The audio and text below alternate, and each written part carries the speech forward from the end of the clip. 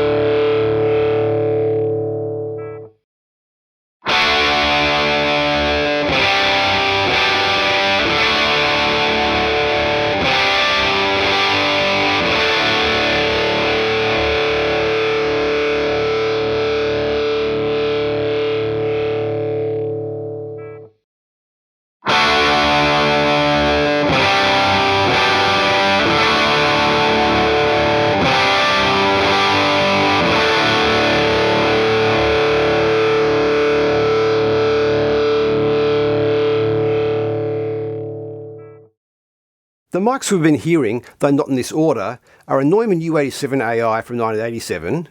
U87s and the earlier Valve U67 and U47 have been used to mic amps on a lot of classic recordings. For example, you see U47s and U67s in front of the amps on a lot of Beatles sessions. I've noticed U87s the first choice on amps for a few of the engineers we've worked with over the years. One guitarist I recorded actually owned his own, as he likes his amp through one that much. I have a Neumann KM84 from 1968. The KM84 hasn't been made since the 90s, an original sell for a fair bit. There are quite a few mics based on the design, including the next one. I have two mics from Mic Parts built from their kits. Their SCC84 High SPL edition is based on a Neumann KM84 and designed to handle high volume levels, like close miking snares or guitar amps. I also have the S25, which is the cheapest mic of these, excluding the 57, and is recommended for use on toms along with other things. It uses an electric capsule rather than being a true condenser. Roswell Audio is a sister company to Mic Parts. Their Mini K47 uses a K47 capsule as used in some of the classic Neumann mics, powered by a neutral uncoloured circuit, so we're supposed to be only hearing the capsule. There's an AKG C414B ULS from around 02. Not technically in production, as they produce a different version now.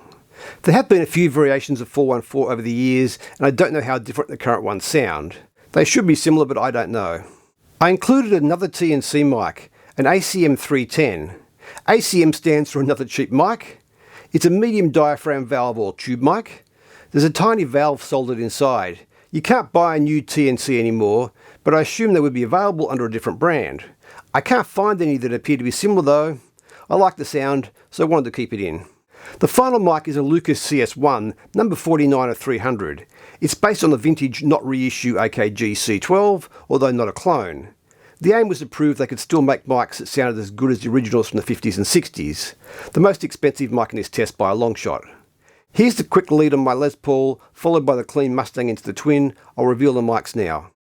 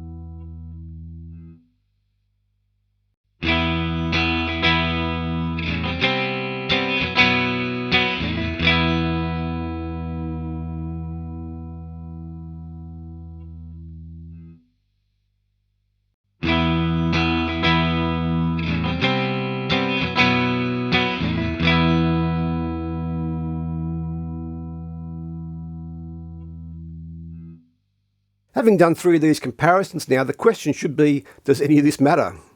I'm of the opinion that the performance is the most important part of any recording, so in that sense, possibly not. Some of my favourite recordings are fairly roughly recorded, although in great studios. They captured a moment. A great performance that also sounds great sonically is even better again. In my life recording bands, people come to me knowing they'll get an accurate representation of whatever they're doing, so knowing that a particular mic will get me closer to what they're wanting is important. Having said all that, none of the mics used in these comparisons sounds bad. I definitely prefer some of them, and there are a few I hadn't been using on amps that will now be part of the short list. I might actually do one more video where the mics are left out. That could be interesting. So what did you think? Hear anything new? Feel like you're hearing the same guitar parts over and over and over? Like some sort of reoccurring nightmare? Let me know your thoughts in the comments. As always, thanks for watching. Please like and subscribe, and hopefully I'll see you soon.